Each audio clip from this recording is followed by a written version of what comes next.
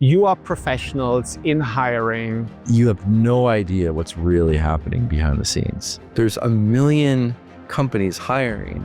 Every recruiting process is timely for a candidate. But what if I could just watch a 5-minute video? Who wouldn't want to invest 5 minutes into learning who their future boss is? What's your recommendation in terms of other hiring strategies, places, but online? There was this level of talent, this level of flexibility, ability to overcome adversity, grit, intelligence, English, all on my time zone. What have you learned? What are those golden nuggets? What are you doing that you have realized over the years that works really well? So maybe there's 2 lessons here.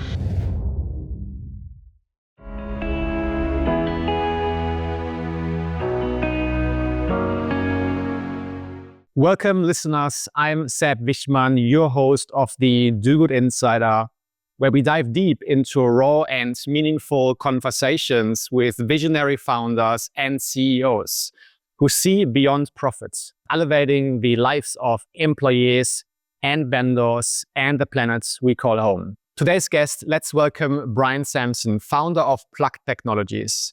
With extensive experience in building and scaling teams, Brian has navigated the intricate challenges of aligning company culture, strategic hiring, and leadership. Pluck's mission reflects his passion for creating impactful teams and solving real operational pain points for businesses by placing Latin American-based engineers and other talents with US-based businesses.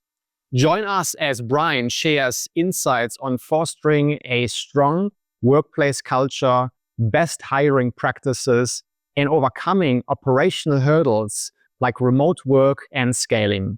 Whether you are a CEO, founder, or a leader curious about the behind the scenes of running a successful venture-backed startup, this conversation is packed with actionable advice and inspiring lessons learned. So let's dive right in. So you guys are experts in hiring, placing top talents in the Latin American region, in US-based companies. I'm sure that you guys have learned, left, right, and center, everything from hiring to technology to whatever it is that really makes a good hire being placed in the right company. I would love to start with lessons learned. The companies, founders, CEOs, CHROs that are listening right now, they all have expertise in hiring, but really I would love to dive into the details today. Talk me through a scenario where you guys looked at the cultural fits with the profiling, where you went through your processes from interview techniques, the right questions asked, to the cultural match. What is this moment where you thought this just didn't go right? And what were those lessons learned? Wow, Seb, there's a lot to unpack there. And I will tell you, I've been doing this for about 20 years. And sometimes I feel like I'm just scratching the surface.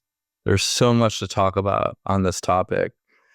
I think where a good place to start might be my days working for VC-funded tech startups when I lived in San Francisco. Eventually, I was a head of talent, and maybe like a really interesting place would be I was working with this tech startup. This is probably 12, 13, years ago. And I remember I was dating my wife at the time. And I was trying to find a way to break through all the noise. So even then, even 12, 13 years ago, you walk down the streets of San Francisco, you throw a coin, you'll hit, 50 different startup guys. There's, they're everywhere, right? Like tech startup after tech startup after tech startup. So it's really hard to market, really hard to position, because you just kind of blend in with everybody else. If you're in, a much different place, you might be like the startup guy and really interesting, but out there, you're the phrase like a dime a dozen.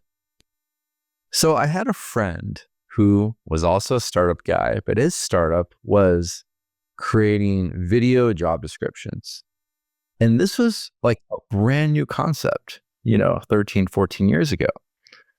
And I think I learned a lot about this, just going through the process.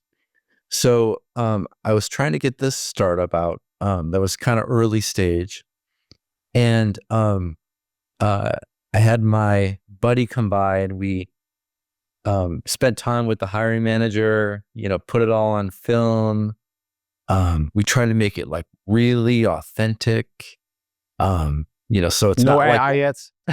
yeah, it's not overproduced with like jet planes going through and graphics, just, hiring manager, on camera. And I learned a lot just about like probably what I had missed in the past before I had ever done this. So number one, I can't think of a single candidate that wouldn't want to know what their future boss is like, right? But the thing is, there's a million companies hiring, and every recruiting process is timely for a candidate. Okay, I've got to spend time answering emails. Then I've got to talk to this recruiter. Maybe eventually, like after a couple of rounds, I'll finally talk to the hiring manager. But what if I could just watch a 5-minute video from this hiring manager? Gosh, like who wouldn't want to invest 5 minutes into learning who their future boss is? Now, on the other side, what do you do on this video? Here's something else that I had learned, is that you really are doing a disservice to your company if you're trying to be everything to everybody. And yeah, that sounds like, okay, whatever, Brian, that's kind of generic advice. But you'd be surprised, like a company really needs to take a stand. Like if you're for these couple things, that means you should be just as easily against these other things. And I'll even give like a kind of a funny example. So the word or the phrase data driven is thrown around all the time. Like, yeah, that sounds great. Who doesn't want to be data driven? Well, guess what? There is a counterweight to being data driven. It means you, if you're so focused on getting data to make a better decision, you're going to be a little slower. You're not going to be the first out there to make a decision. So like, but that's okay. You're just making a clear decision. We are going to be a little slower, but a little more thoughtful, right? That's what it means to be data driven. Where maybe somebody else is prioritizing like speed and aggressiveness, right? But it's okay. So you want to decide who you are, but that also means who you're not. Now, back to when I was with my wife, we're still married, but when I was dating her, so I was so intrigued by this concept of video job descriptions. So this company had like a dozen startups as their first clients. I was one of their first ones. And I started to show her all these little videos. And she said something that like... So let me just ask, the videos from founders or from the hiring or from candidates? Yeah, in some cases it was the same. One of the same, like right. Early companies, the founder might be the hiring manager. Right. Or maybe the founder makes a quick 30-second cameo, but it's I love that. Yeah, I've seen that before, like years ago, and I'm curious to see how that worked out or not. Yeah, but keep going. So my wife said something that like blew my mind, and it really just hit that nail on the head. In like the series of videos that I'm showing her, because I'm so excited, like watch this, like this is so much better than reading a job description on Indeed.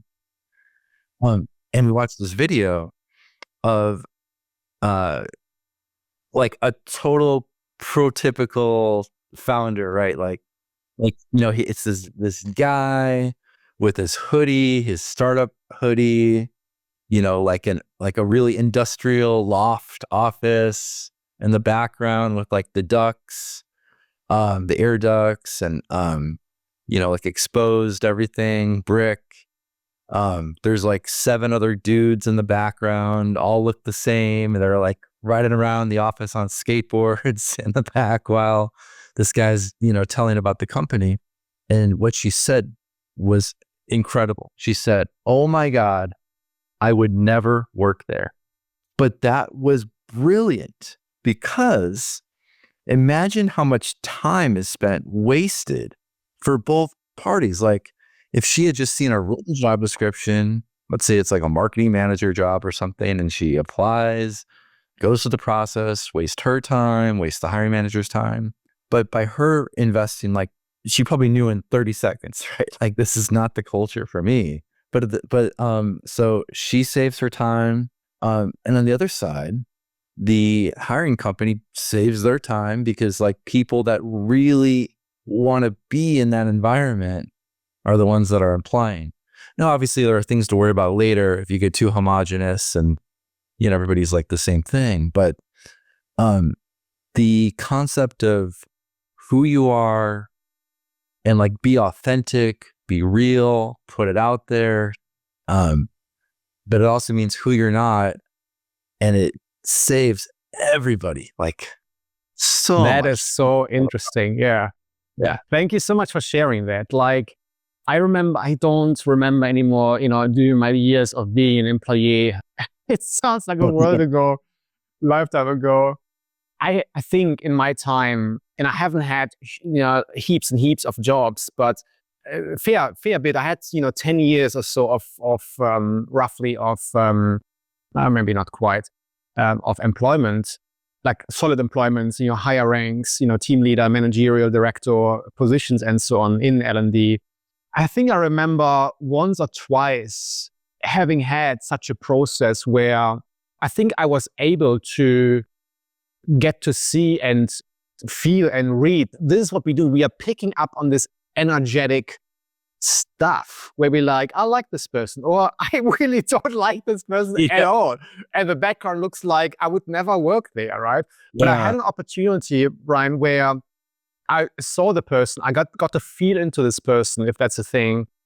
And it also helps me to be more in sync and comfortable with maybe recording a video myself, with even going on a call. Like, we have met before we jumped on this podcast here, and that gives us a sense of familiarity where I'm like, I feel like I know Brian, and you're like, I feel like I know Seb. And that just gives us a totally new and dynamic, much more a comforting dynamic, right? We all are creatures of fear, right? If you will, humanity in general, living in duality in this world here.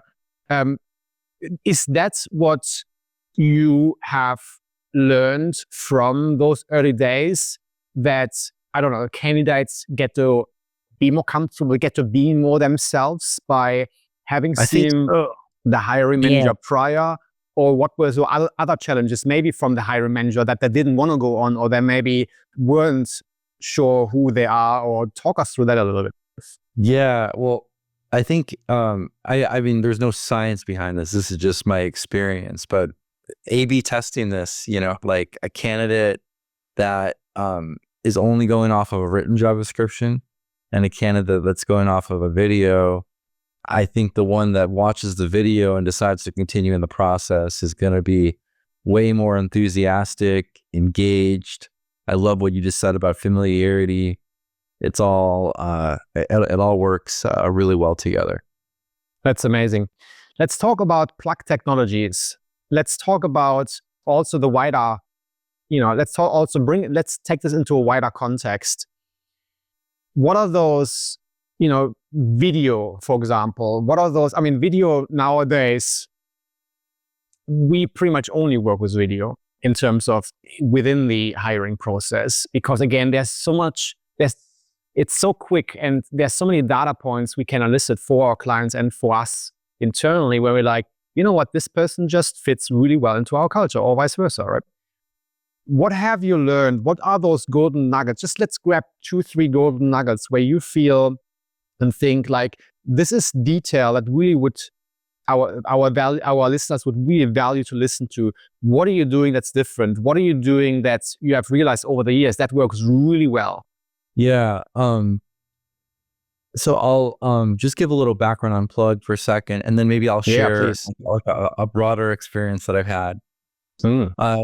So what Plug is, it is an opportunity to create talent arbitrage for companies.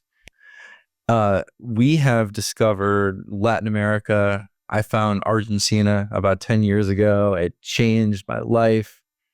I could not believe that there was this level of talent, this level of flexibility, ability to overcome adversity, grit, intelligence, English, all on my time zone. And nobody was talking about it. I couldn't believe it.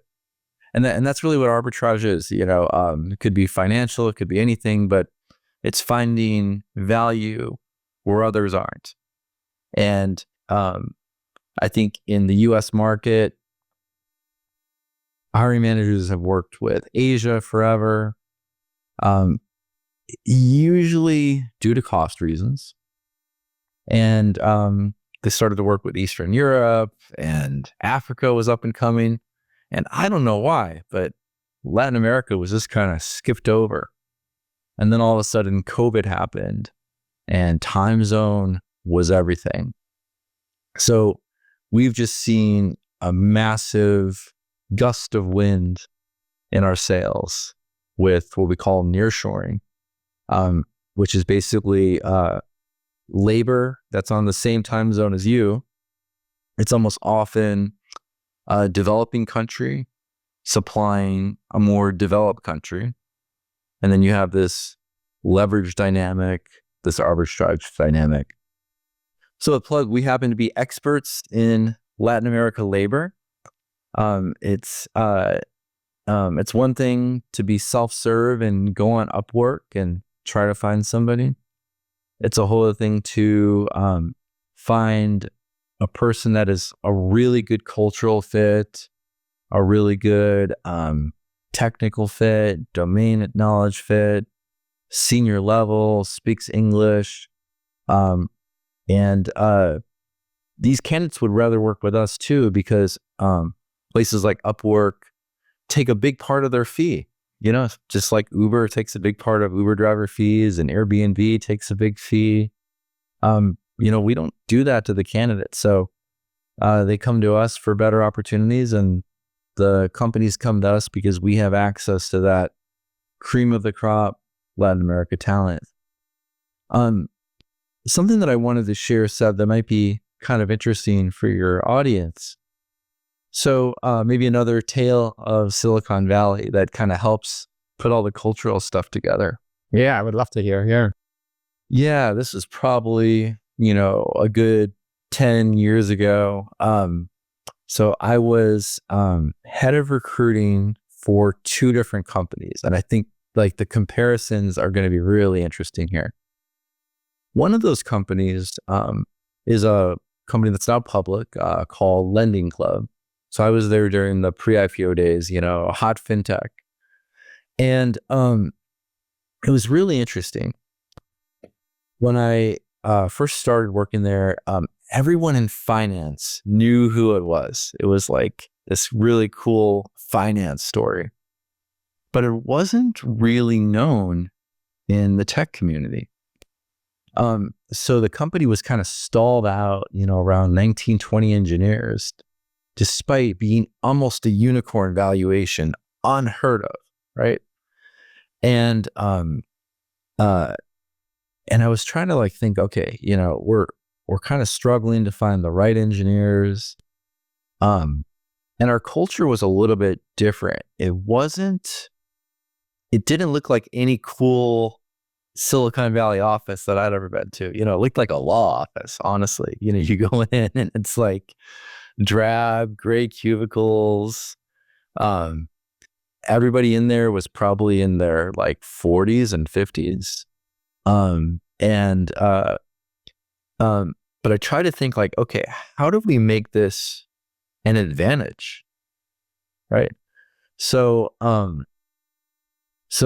we started to do some more pattern recognition, That meant that everyone in there was quite senior. They liked working with other senior people. If they're that age, they probably have other priorities and obligations. So they don't mind going to the office, but they don't want to be there at 10 o'clock at night. They want to leave, around 5 or so. They all were working right downtown San Francisco. So they needed access to the train, because who wants to drive there? And then we also had quite a few people that were interested in visa sponsorship. Okay. So I kind of put all this together, and I started to see there was a pattern of not only the ones that worked there, but the ones that had gotten far along in the process. Like on-site interviews, it was kind of a big signal, because if someone makes it that far, there's probably something there, whether they move forward or not. The ones that aren't there, that don't make it that far, there's probably something missing. So long story short, kind of circled the city called Fremont, which is about an hour train ride to San Francisco. And I took me and my small recruiting team, we went down to Fremont, and we spent, instead of spending like our normal week behind our laptops in our downtown office, sending emails away to candidates and just crossing our fingers and hoping they respond, we got out in the wild. So we set up one of those like big giant 10-foot tall coding exercises. It was like a big sign with a coding problem on it. And we put these little flyers together, like as a test on the street, you mean? Yeah. And right. That's interesting. We put these flyers together, like only looking for senior level talent, normal business hours, visa sponsorship, competitive salary, something like that, just kind of nice and easy. Apply here, right, to get to the Lending Club. So we go there, and every 8 minutes a train comes through. Now the morning was a little challenging because people are on their way to work. They don't really have time for this. But 4 o'clock off, from 4 o'clock to 7 o'clock. Wow, it was a gold mine, Seb. Every 8 minutes, a big rush of, couple hundred people. So every 8 minutes, your new recruitment team would arrive. You do candidates would be shipped. That's great. And then we started to get these like big crowds of people around our sign. They're straining their necks trying to solve the puzzle. They're not in a massive rush.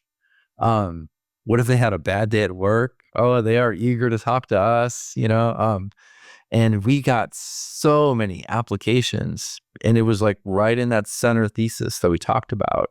So was it for Pluck or for clients? Oh, no, so this is for this company, Lending Club. Got it.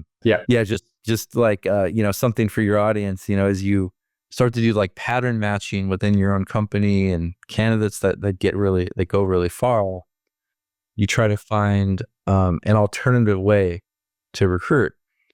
Now I took this same lesson to another startup that I worked at, called Soch, which was eventually bought by Postmates, and then Postmates was bought by Uber. So Soch was, a 40-person hip little startup. Everybody there was 23 years old and, stayed till midnight playing video games at the office. So could I take some of these lessons to Soch?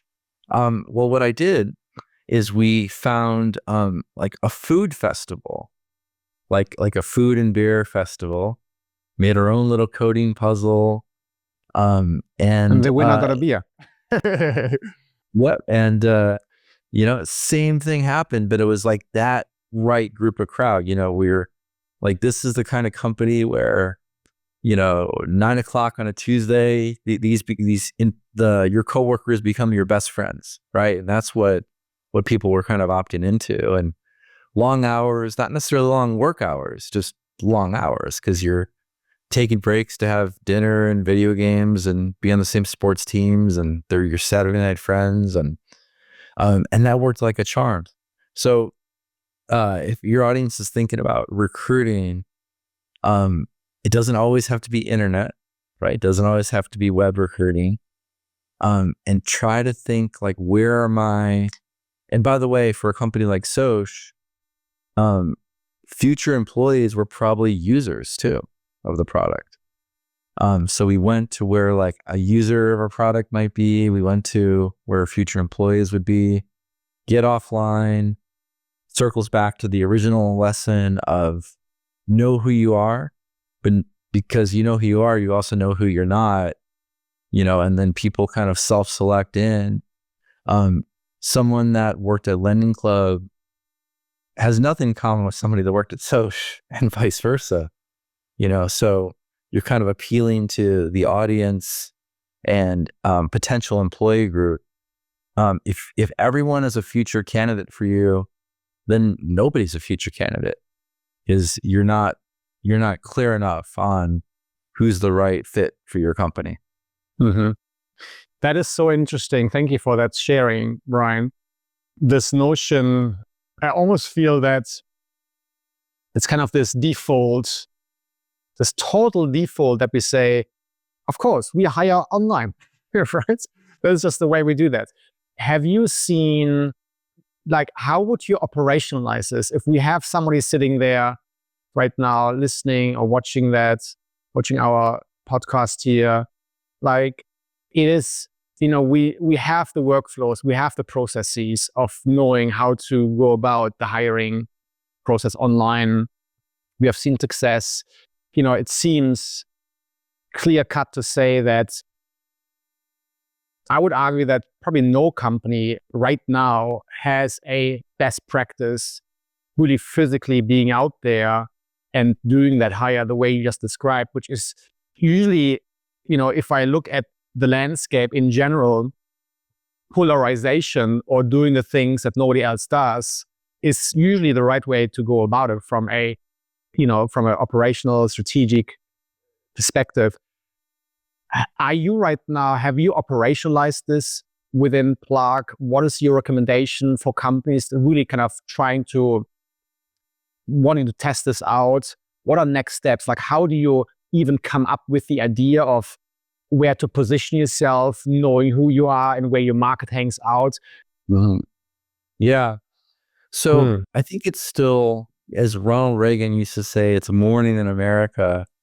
I think it's still morning in Nearshore in Latin America. So you think about the books like Crossing the Chasm of early adopters and, late adopters, the middle right here. I think we're still very, very early for Nearshore. So as a result, we don't have to do anything like fundamentally crazy. We're already in, the early adopter, early mover frontier. We're already deep into places that aren't on the radar for most Americans. Less than 25% of Americans, this is an unfortunate statistic, less than 25% have passports. Most that have ever, been to Mexico or Latin America have gone to Cancun or Cabo. That's their view, right? So, but it's to our advantage because they just don't know enough about it. They're not recruiting there aggressively. So our competition is domestic companies, and we have a massive advantage over them. We pay in USD. We have access to really interesting projects, really interesting customers.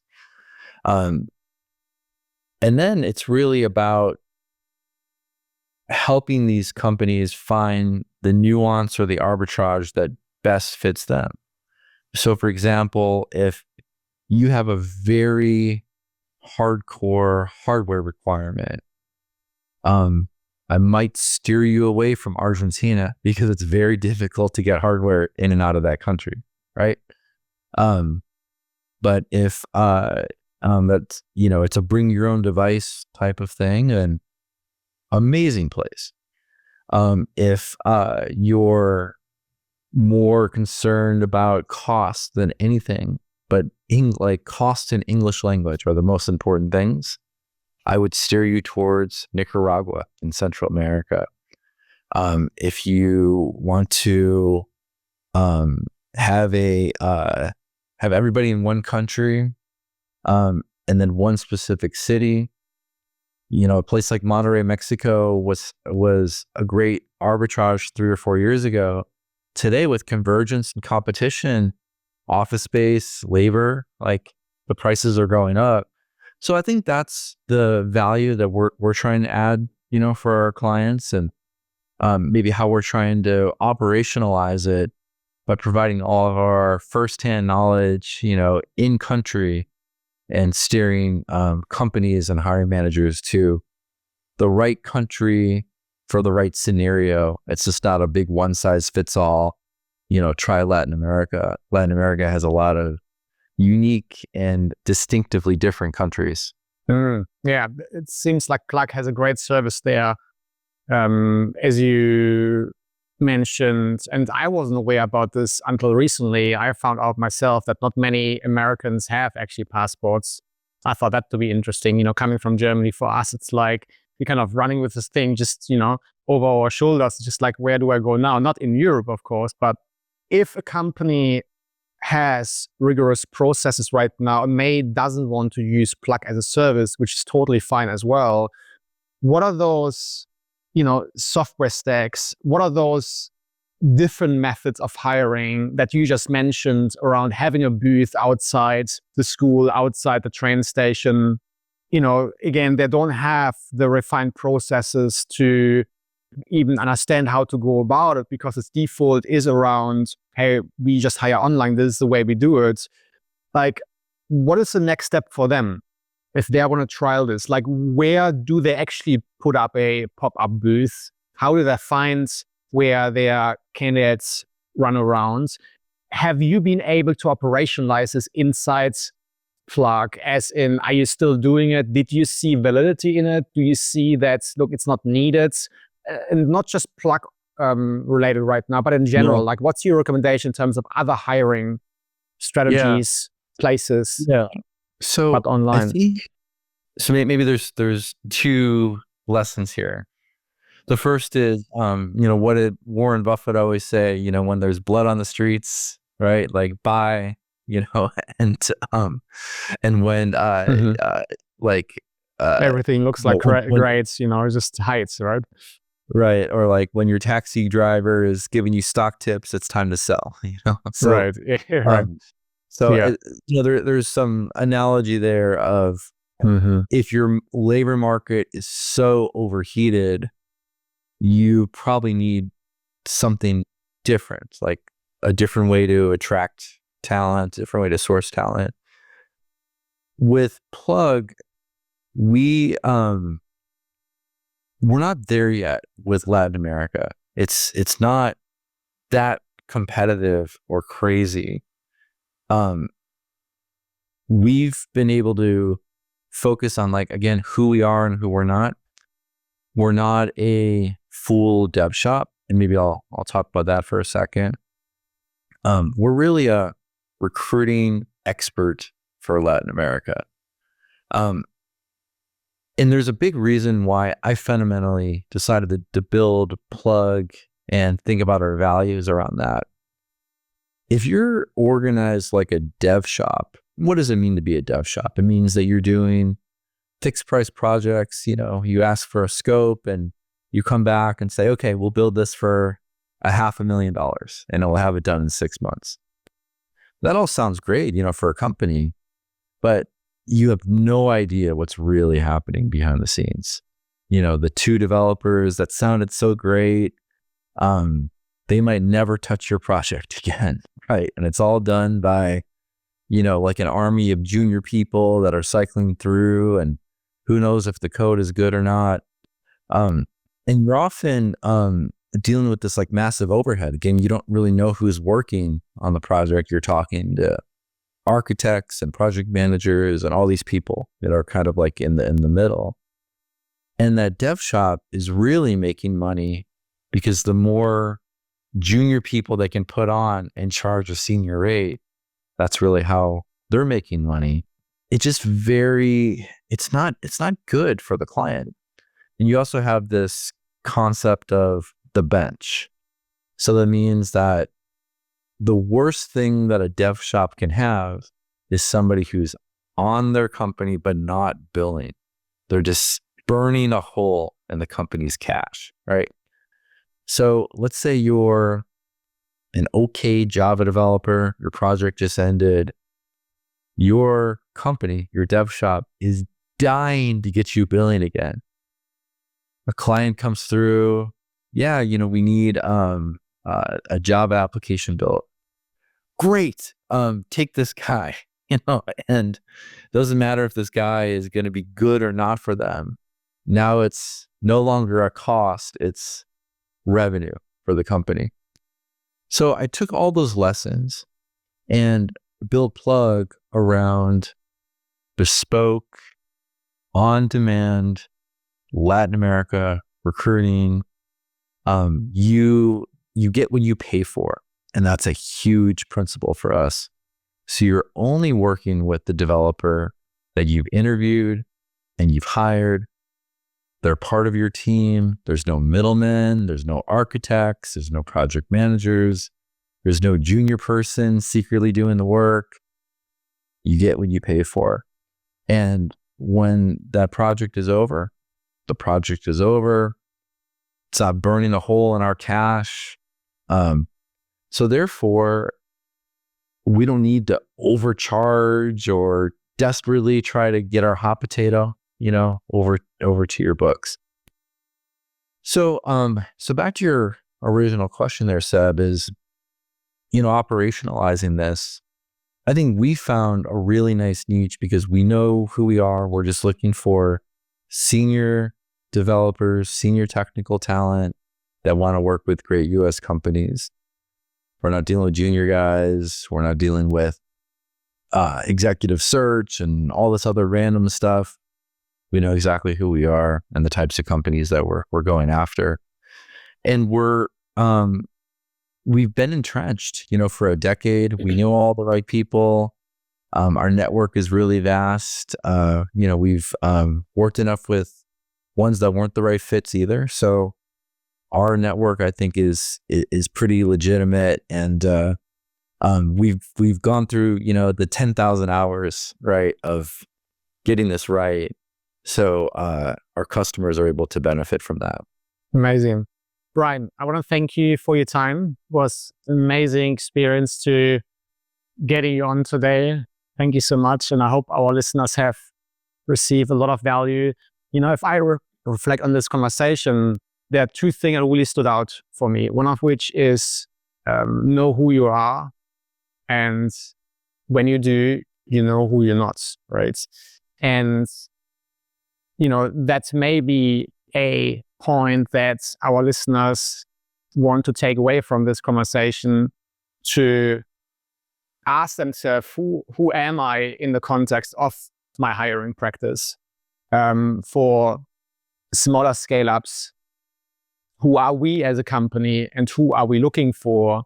And therefore figuring out, who we are not, so that we don't waste time, don't waste our resources, and make sure that we get the right hire, right? And the second point that stood out for me was this piece around, let's try different things as well, right? You spoke about video 12, 30 years ago. Nowadays, it's kind of like probably the way to go. I wouldn't say the way most companies go about it. I think we still kind of set in our old ways of just, it's weird because it is such an old principle of, hey, here's a text that you can at times, write down whatever you want if you're creative, right? Let's be honest, but you can't fake things in a video, right? You can see experienced hires or hiring managers rather, that see through BS, right?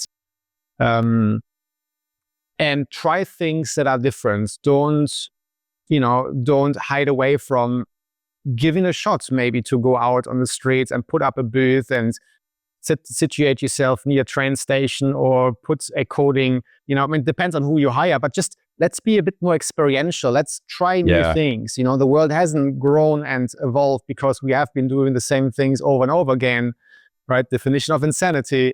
I think this also is the point that we may want to think about reinventing, right? So thank you so much for your time, Brian. It was a pleasure hanging out, and have a nice day. Wonderful. Thank you.